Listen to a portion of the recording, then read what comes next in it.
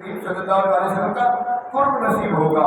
یہ درود ایک نور ہے، اس کے ذریعے دشمنوں پر فتح حاصل کی جاتی ہے، منافقت اور جبت سے دل پاک ہو جاتا ہے۔ درود شریف پڑھنے والے سے لوگ محبت کرتے ہیں۔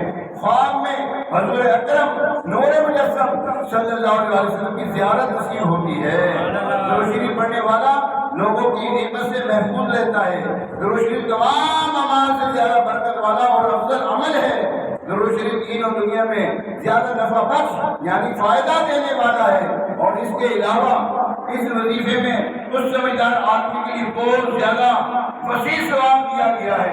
اے اللہ ہمیں کثرت کے ساتھ درود سلام پڑھنے والا بنا۔ پھر میں کہتا ہوں کیوں نہیں پڑھتے درود ان پر اور ان کی آل پر، کیوں نہیں پڑھتے درود ان پر اور ان کی آل پر،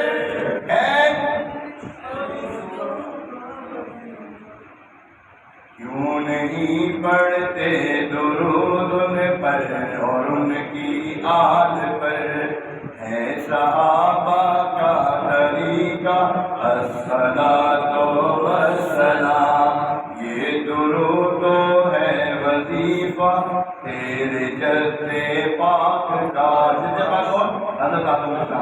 یہ درود تو ہے وظیفہ تیرے جد پاک کا، ہے یہ مشکل میں وظیفہ الصلاۃ والسلام، اے مبین پڑھ لے درود پیغام کی آل پر، ہے تیری بخشش کا ذریعہ، ہے تیری بخشش کا ذریعہ الصلاۃ والسلام، ہے تیری بخشش کا ذریعہ الصلاۃ